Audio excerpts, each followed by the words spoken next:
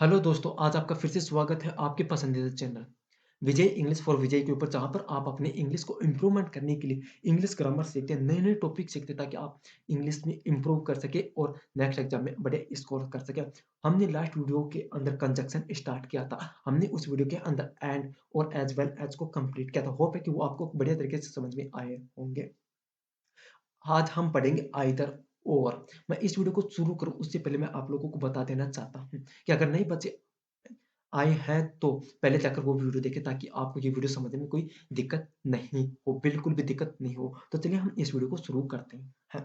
Either और यानी कि इसके अंदर के साथ-साथ मतलब होता है। यानी कि मैं पढ़ भी रहा हूँ और पढ़ा भी रहा हूँ। मैं खेल भी रहा हूँ तो मैं खा भी रहा हूँ। तो इस प्रकार के यूज़ के लिए हम यहाँ पर करते हैं। हम यहाँ पर यूज़ करते हैं। परंतु इसके अंदर भी एंड की तरह ही सेम बात होती है। एंड की तरह ही सेम बात होती है कि ये देखो कि जब जब सब्जेक्ट सेम हो तब हमें क्या करना है और जब सब्जेक्ट अनसेम हो तब क्या करना है। तो जब when we have same subject तब कैसे हम ट्रीट करें, तब हम इसे ट्रीट करेंगे कि पहला वाला वाक्य वहाँ तक लिखेंगे जहाँ तक ये सेम है। पहला वाला वाक्य जहाँ तक लिखेंगे जहाँ तक सेम है, दोनों वाक्य सेम है। फिर हमें आइदर का प्रयोग करना है। हमें आइदर का प्रयोग करना है, फिर पहले वाक्य का पहले वाक्य का ऑब्जेक्ट लिखना है, चाहे से कुछ भी हो और फिर और लिखकर दूसरे वाक्य का ऑब्जेक्ट लिखना है। अब यह थोड़ा-सा कन्फ्यूजिंग मामला लग रहा होगा, नहीं समझ में आया होगा, तो चलिए मैं बताता हूँ कैसे समझ में आएगा। एग्ज़ाम्पल की तरह समझते हैं। Question Arun is writing a letter. Arun is writing a letter. He is writing a story. He is writing a story. यानी कि ये देखो कि अरुण वह लेटर भी लिख रहा है तो स्टोरी भी लिख रहा है। यानी कि अरुण कहाँ तक मतलब पहला वाला वाक्य कहाँ तक सेम है? राइटिंग तक। यानी कि अरुण इज़ राइटिंग और ही इज़ राइटिंग यहाँ तक सेम है। तो मैंने क्या कहा था कि जहाँ तक वाक्य मतलब सेम हो वहाँ तक लिखना है। तो देखो answer Arun is Arun is writing. फिर फिर मैंने क्या कहा था कि फिर समाप्त होने के बाद वहाँ लिखने के बाद आइदर का प्रयोग करना है तो हमने यहाँ पर आइदर का प्रयोग किया। फिर पहले वाले वाक्य का ऑब्जेक्ट यानी कि ए लेटर तो ए लेटर लिख दिया हमने। फिर और लगाया, फिर दूसरे वाक्य का ऑब्जेक्ट हमने लिख दिया, दूसरे वाक्य का ऑब्जेक्ट हमने लिख दिया। यानी कि बना क्या? सीधा-सीधा सा बना क्या? ये देखना कि Arun is writing either a letter or a story. यानी कि हमें कोई कन्फ्यूजिंग मामला है ही नहीं कि पहला वाला वाक्य जहाँ तक समाप्त हो पहले वो लिखे, फिर आइदर का प्रयोग करना है, फिर पहले वाला वाक्य का ऑब्जेक्ट, फिर और लगा कर दूसरे वाले वाक्य का ऑब्जेक्ट लिखना है। चलिए हम आगे बढ़ते हैं और एग्ज़ाम्पल से बड़ी तरीके से समझ में आएगा। एक एग्ज़ाम्पल से थोड़ी ना बढ़िया समझ में आ सकता है। Question she is reading a story she is reading a story she is reading a novel she is reading a novel. अब तो आपको एकदम सरल सा लग रहा होगा पहले वाले वाक्य समझ में के आने के बाद कि जहां तक सेम वाक्य वहां तक लिखो कि she is reading she is reading. फिर आइदर का प्रयोग करना है आइदर, फिर पहले वाले वाक्य का ऑब्जेक्ट ए स्टोरी, फिर और लगाना है और फिर दूसरे वाले वाक्य का ऑब्जेक्ट तो लगा दिया। यानी कि बना क्या कि reading she is reading either a story और ए नोवेल बना। चलिए हम आगे बढ़ते हैं और देखते हैं। Question Sita plays football she plays cricket. यानी कि वह एक फुटबॉल भी खेलती है और क्रिकेट भी खेलती है। तो हमें बनाना क्या है कि जहाँ तक सेम हो, सीता प्लेज यहाँ तक सेम है, फिर आइदर फुटबॉल और क्रिकेट और क्रिकेट। यानी कि यहाँ तक आपको समझ में आ गया होगा कि हमें किस प्रकार से आइदर और का प्रयोग करना है जब सेम सब्जेक्ट हो कि यानी कि सीता प्लेज आइदर फुटबॉल और क्रिकेट। फिर बात आती है फिर बात आती है एक एग्जांपल के जरिए और समझे या फिर समझ में आ गया। चलिए एक एग्जांपल और देख लेते हैं आप लोगों के लिए। Question Raju went to Ajmer she went to Jaipur सी मतलब he went to Jaipur sorry he went to Jaipur. यानी कि राजू इसमें सेम है यानी कि वो कहाँ तक वेंट तक। राजू वेंट फिर आइदर का प्रयोग करना है, आइदर टू अजमेर और जयपुर। यानी कि Raju went either to Ajmer or to Jaipur. यानी कि मैं एक सीधे से साफ शब्दों में इसको अगर रूल्स को वापस रिवाइज करना चाहूँ, छोटे से शब्दों में कि यहाँ तक पहला वाक्य यानी कि पहला और दूसरा वाक्य सेम हो, वहाँ तक लिखें, वहाँ तक लिखें। फिर आइदर का प्रयोग करें, फिर आइदर का प्रयोग करने के बाद पहले वाले वाक्य का ऑब्जेक्ट, फिर और का प्रयोग, फिर दूसरे वाले वाक्य का ऑब्जेक्ट का प्रयोग करते हुए करना है। फिर बात आती है कि जब डिफरेंट हो यानी कि जब सब्जेक्ट डिफरेंट हो, तब हमें क्या करना है? तब हमें क्या करना है? When we have different subject, जब सब्जेक्ट डिफरेंट हो तो हमें वाक्य तो सेम ही होगा। जब सब्जेक्ट डिफरेंट हो तो वाक्य तो सेम होगा, तभी तो कंजंक्शन कर सकते हैं। तो सबसे पहले हमें आइदर का प्रयोग करना है। आइदर का प्रयोग करते हुए पहले वाले वाक्य का सब्जेक्ट, फिर और का प्रयोग करते हुए दूसरे वाले वाक्य का सब्जेक्ट और फिर पहला वाला वाक्य लिख दो। पहला वाला वाक्य लिख दो। यानी कि ये भी एकदम सरल ही है, तो समझ में आए। इसलिए एग्जांपल समझते हैं। Question question Kishan is a playing, Kishan is a playing, Ram is playing. यानी कि इसके अंदर प्लेइंग इज सेम है, इज प्लेइंग इज सेम है, परंतु सब्जेक्ट डिफरेंट। मैंने क्या कहा था कि आइदर का सबसे पहले मतलब आइदर से स्टार्ट करो, आइदर से हमने स्टार्ट किया, फिर मतलब पहले वाले वाक्य का सब्जेक्ट, पहले वाले वाक्य का सब्जेक्ट, फिर दूसरे वाले वाक्य का सब्जेक्ट राम इज प्लेइंग। यानी कि नॉर्मली हम कहें कि बना क्या कि आइदर किशन और Ram is playing, either Kishan और राम इज प्लेइंग। फिर देखते हैं दूसरा example. Question Ramesh learn this poem, Ramesh learn this poem, Mohan Mohan learn this poem, Mohan learn this poem. यानी कि learn this poem is same है, तो बनेगा क्या कि आइदर रमेश और मोहन लर्न दिस पोएम। मैंने क्या कहा था कि पहले आइदर से स्टार्ट करो, आइदर लिखने के बाद पहले वाले वाक्य का सब्जेक्ट, फिर ओ फिर और लगाकर दूसरे वाले वाक्य का सब्जेक्ट, फिर पहले वाले वाक्य को उतार दो, फिर कोई पहले वाले वाक्य को उतार दो। चलिए हम नेक्स्ट देखते हैं। नेक्स्ट एग्जांपल ज्यादा नीचे निकल गया। ये question boys are playing chess, that teacher is playing chess, the teacher is playing chess. तो देखो बनेगा क्या कि पहले आइदर का प्रयोग, फिर पहले वाले वाक्य के सब्जेक्ट, फिर दूसरे वाले वाक्य का सब्जेक्ट, फिर आर प्लेइंग चेस। यानी कि पहले वाले वाक्य को बचा हुआ लिखते तो बना क्या either boys or the teachers are playing chess. तो चलिए हम आगे बढ़ते हैं। ओ सॉरी, ये समाप्त हो गया, यानी कि आइदर और समाप्त हो गया। आइदर और जब समाप्त हो जाए तो उससे पहले मैं एक बार रिवीजन और कर देता हूँ रूल्स की कि जब सेम सब्जेक्ट हो तब हमें तब हमें वहां तक वाक्य लिखना है जहां तक सेम हो। सेम होने के बाद हमें आइदर का प्रयोग करना है और फिर पहले वाले वाक्य का ऑब्जेक्ट, फिर दूसरे और लगाकर फिर दूसरे वाले वाक्य का ऑब्जेक्ट। फिर बात आती है कि जब सेम सब्जेक्ट नहीं हो तो पहले आइदर का प्रयोग, फिर पहले वाले वाक्य का सब्जेक्ट, फिर दूसरे वाले वाक्य का सब्जेक्ट और फिर पहले वाला वाक्य लिखना है बचा हुआ। चलिए हम आगे बात करते हैं नाइदर नॉर की, नाइदर नॉर की, नाइदर और नॉर। ये भी पहले के जैसे ही है, ये भी पहले के जैसा ही है कि जैसे when we have same subject, when we have same subject, तब हम इसे कैसे ट्रीट करेंगे, तब तो किस प्रकार से ट्रीट करें। जे नेगेटिव के लिए यूज होता है, जैसे आइदर पॉजिटिव के लिए यूज होता है, वैसे नाइदर नॉन नेगेटिव के लिए यूज होगा। तो इसमें जैसे कि सेम सब्जेक्ट है, तो सेम सब्जेक्ट है तो जहां तक सेम हो वहां तक हमें लिखना है, वहां तक हमें लिखना है उस सेंटेंस को। फिर नोट है, नोट की जगह हमें नाइदर का प्रयोग करना है, नोट की जगह हमें नाइदर का प्रयोग करना है और फिर पहले वाले वाक्य का ऑब्जेक्ट, पहले वाले वाक्य का ऑब्जेक्ट, फिर और लगाकर दूसरे वाले वाक्य का ऑब्जेक्ट।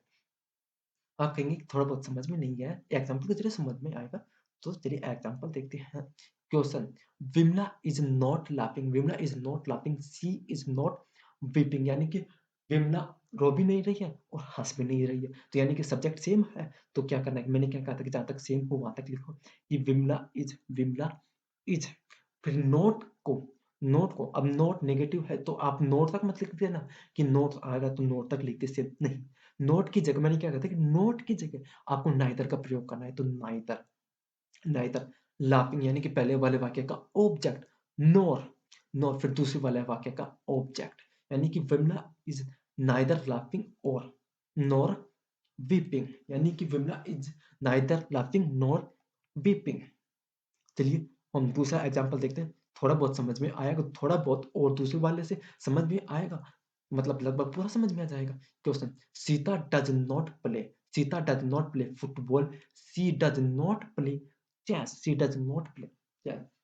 एक महत्वपूर्ण बात कि ये देखो कि यहाँ पर भी डज नॉट है और यहाँ पर भी डज नॉट है, यानी कि ये एक ही लेवल के अंदर आएंगे, यानी कि एक ही टेंस के अंदर आएंगे। दूसरी बात कि ये बनेगा कैसे, कि पहला वाला जहां तक सेम है, यानी पहला वाला जहां तक सेम है, यहाँ पर सीता तक ही सेम है, सीता तक ही सेम है, यानी कि सीता ही सेम। अब आप कहेंगे कि यहाँ पर तो प्ले भी आ रहा है, डज नॉट प्ले तक है। बात सही है, परंतु मैंने क्या कहा था कि नोट की जगह नाइदर का प्रयोग करना है, नोट की जगह नाइदर का प्रयोग करना है। तो पहले हमें क्या करना है कि ये देखो कि यहाँ पर सिर्फ सीता प्ले तक सेम है, सीता प्ले तक सेम है। अब ये देखो कि यहाँ पर नोट है तो हमें नोट की जगह नाइदर का प्रयोग करना है, परंतु सीता, सीता आ गया, सीता प्ले, सीता प्ले, फिर neither, neither football nor chess, यानी कि Sita plays neither football nor chess. अब आप कहेंगे कि आपने तो कहा था कि जहां तक सेम हो पहले वहां तक लिखो और फिर वो करो। हाँ मैंने सही कहा था और अभी भी मैं वही कहूंगा, क्यों, क्योंकि ये देखो कि सीता प्लेज, सीता प्लेज, अब यहाँ पर आप लिखते हैं कि Sita neither plays football nor chess, यानी कि बात तो एक ही है ना, बात तो एक ही है, मतलब चेंज तो कुछ भी नहीं हुआ, मतलब आगे पीछे थोड़ा बहुत हुआ है, यानी कि अर्थ तो एक ही है। तो चलिए हम आगे बढ़ते हैं। Question, she is not reading a story, she is not reading a story, she is not reading a novel, she is not a reading a novel, यानी कि अधिकतर सेम ही आएंगे, थोड़ा बहुत कंफ्यूजिंग आएगा जो कि ऊपर आया था, जो कि मैंने आपको सोल्व करा दिया। ये देखो कि कहाँ तक सेम है, she is, she is reading, she is reading, she is reading, यहाँ पर देखो कि she is reading, she is reading तक हमें लिखना है, यानी कि ये यहाँ तक सेम है। फिर नोट की जगह नाइदर का प्रयोग करना है, नोट की जगह नाइदर, और फिर पहले वाले वाक्य का ऑब्जेक्ट, फिर नॉर, फिर दूसरे वाले वाक्य का ऑब्जेक्ट, यानी कि she is reading neither a story nor novel, nor novel. चलिए यहाँ पर ये समाप्त हो गए। चलिए इसके रूल्स भी देख लेते हैं। हाँ, फिर रूल्स भी देख लेते हैं। जैसे जहां तक वाक्य समान हो उसके बाद नोट के स्थान पर, नोट के स्थान पर नाइदर लगाकर बाकी का वाक्य उतार दो, बाकी का वाक्य उतार दो। यानी कि मैंने क्या कहा था कि जहां तक वाक्य समान हो उसके बाद नोट लगा दो, नोट के स्थान पर, सॉरी, नोट के स्थान पर नए तरह का प्रयोग करना है, और फिर बाकी का वाक्य यानी कि सब्जेक्ट मतलब ऑब्जेक्ट ही तो बचता है। फिर फिर मैंने क्या कहा था कि जहां तक दूसरा वाक्य समान है, जहां तक दूसरा वाक्य समान है वहां तक हटा दो, वहां तक हटा दो, और फिर नोट लगाकर बाकी का वाक्य उतार दो, मतलब बाकी के बचा हुआ क्या, दूसरे वाक्य का ऑब्जेक्ट, यानी कि सरल सी बात है, जो मैंने बताया वही है, वही है। चलिए हम नेक्स्ट देखते हैं कि ये देखो कोई do not, does not, did not को हटाकर उसी वाक्य में बदल दो, उसी वाक्य में बदल दो, यानी कि हमने क्या कहा था कि डज नॉट आया था ना, तब उसने हमें क्या किया था कि प्लेस के अंदर हमें चेंज किया, बस वैसे ही करना है, वैसे ही करना है कि जैसे डिड नॉट आ जाए, डिड नॉट आ जाए तो मतलब वर्ब की सेकंड फॉर्म का यूज करते हुए हमें उसे बदलना है, बस और कुछ भी नहीं करना है। चलिए हम देखते हैं कि आगे क्या है। तो स्टूडेंट अब तक हमने ये देखा कि जब तक जहाँ पर सब्जेक्ट सेम हो तब हमें कैसे ट्रीट करते हैं, परंतु अब हम ये देखेंगे कि जब सब्जेक्ट डिफरेंट हो तब हम इसे कैसे ट्रीट करेंगे। तो चलिए हम देखते हैं कि जब सब्जेक्ट डिफरेंट हो तब हम कैसे ट्रीट करेंगे नाइदर नोर को। तो हमें करना ये है कि हमें नाइदर को स्टार्टिंग में ही लिखना है, नाइदर से ही स्टार्ट करना है, मतलब नाइदर लिखकर पहले वाले वाक्य का सब्जेक्ट, पहले वाले वाक्य का सब्जेक्ट, फिर नोर लगाकर दूसरे वाले वाक्य का सब्जेक्ट, दूसरे वाले वाक्य का सब्जेक्ट, फिर वर्ब को मतलब बचा हुआ वाक्य लिखना है, परंतु इसमें जो वर्ब का चेंज होगा वो दूसरे वाले वाक्य के सब्जेक्ट के अनुसार चेंज होगा। कैसे चेंज होगा? चलिए मैं अब बताता हूँ, यानी कि एग्जाम्पल के जरिए हम समझेंगे। तो ये देखो question, that teacher is not sleeping in the class, that teacher is not sleeping in the class, the student are not sleeping in the class, the student are not sleeping in the class. यानी कि हमें, मैंने क्या कहा था कि हमें neither से स्टार्ट करनी है, तो हमने यहाँ पर नाइदर लिखा। पहले वाले वाक्य का सब्जेक्ट यानी कि दैट टीचर, तो दैट टीचर हमने यहाँ लिखा। फिर हमें नॉर का यूज करना है, तो नॉर का यूज किया। फिर दूसरे वाले वाक्य का सब्जेक्ट यानी कि द स्टूडेंट। फिर मैंने क्या कहा था कि बचा हुआ वाक्य लिखना है, यानी कि are not sleeping in the class, are not sleeping in the class. परंतु हम यहाँ पर इज भी कर सकते थे। आर ही क्यों किया? आर इसलिए किया क्योंकि मैंने कहा था ना कि ये वर्ब का डिसाइड ये दूसरे वाले वाक्य के सब्जेक्ट के अनुसार हो, यानी कि द स्टूडेंट आर प्लूरल, तो यहाँ पर प्लूरल आएगा, बट यहाँ पर नॉट नहीं आएगा क्योंकि नाइदर नॉट नॉट के लिए ही आता है, तो नॉट नहीं आएगा, सिर्फ यहाँ पर आएगा are sleeping in the class, are sleeping in the class. तो चलिए हम आगे बढ़ते हैं कि बना क्या, ये देखने के लिए कि neither that teacher nor the student are sleeping in the class, in the class. चलिए हम नेक्स्ट एग्जांपल देखते हैं। Question, Ramesh does not learn this poem. Ramesh does not learn this poem. Mohan does not learn this poem. Mohan does not learn this poem. तो ये देखना कि हमें क्या बनाना है कि आयतर से मतलब नाइदर से स्टार्ट करना है। तो पहले वाले वाक्य का सब्जेक्ट, फिर दूसरे वाले वाक्य का सब्जेक्ट से पहले हमें नॉर लगाना है, और फिर दूसरे वाले वाक्य के अनुसार वर्ब का डिसाइड करते वाक्य का वाक्य लिखना है। तो चलिए हम इसे बनाते हैं कि neither Ramesh nor Mohan learns this poem। क्योंकि अब यहाँ पर एस क्यों आया? क्योंकि एस यहाँ पर देखो कि मोहन सिंगुलर है, तो सिंगुलर के साथ एस या ईएस का यूज किया जाता है सिंपल प्रेजेंट के अंदर। चलिए हम आगे बढ़ते हैं और नेक्स्ट एग्जांपल देखते हैं। My mother does not take tea, my mother does not take tea, your mother does not take tea, your mother does not take tea. Answer neither, मैंने कहा था ना कि नाइदर से स्टार्ट करना है, फिर फर्स्ट वाक्य का सब्जेक्ट माय मदर, नॉर यानी कि नॉर का यूज करने के बाद दूसरे वाक्य का subject your mother, takes tea यानी कि योर। अब योर सिंगुलर तो है, सिंगुलर है, बट योर मदर सिंगुलर है। योर एक प्रोनाउन है जो कि किसी के साथ रिलेशन को बताने के लिए आया है। तो यहाँ पर योर वैसे तो आता है सेकंड पर्सन के साथ, ऐसे इसका यूज नहीं होता, परंतु ये सिंगुलर है तो इसलिए यूज होगा। तो चलिए हम इसके रूल्स देख लेते हैं। रूल्स, नाइदर से वाक्य आरंभ करो और पहला वाक्य केवल सब्जेक्ट लो और बाकी का छोड़ दो, यानी कि पहले वाला वाक्य का केवल सब्जेक्ट लेना है और बाकी का छोड़ देना है। नोर लगाकर दूसरे वाक्य को आरंभ करो, लेकिन लेकिन उसमें से नोट हटा दो और बाकी का वाक्य उतार लो, बाकी का वाक्य उतार लो। Verb change according to nor only subject, nor only subject मतलब सेकंड वाले वाक्य का सब्जेक्ट। तो स्टूडेंट हम आज की वीडियो यहीं पर समाप्त करें। होप है कि ये वीडियो आपको बड़े तरीके से समझ में आई होगी। कोई भी डाउट है तो आप मेरे से कमेंट बॉक्स में पूछ सकते हैं। और महत्वपूर्ण बात, अगर आपको ये पीडीएफ चाहिए तो आप मेरे से कमेंट बॉक्स में अपनी ईमेल आईडी डाल देना और बोल देना कि मेरे को ये वाली पीडीएफ चाहिए, तो मैं प्रोवाइड करवा दूंगा। वीडियो पसंद है तो वीडियो को लाइक और चैनल को सब्सक्राइब करना नहीं भूलें, और ज़्यादा से ज़्यादा लोगों तक, भाई बंधुओं तक इसे शेयर करते रहे ताकि और लोगों की भी प्रॉब्लम हल हो सके। तो चलिए मिलते हैं आपसे नेक्स्ट वीडियो के अंदर, जिससे कि अंदर हम ट्रांजेक्शन ही कंटिन्यू करेंगे। तो चलिए मिलते हैं आपसे नेक्स्ट वीडियो के अंदर।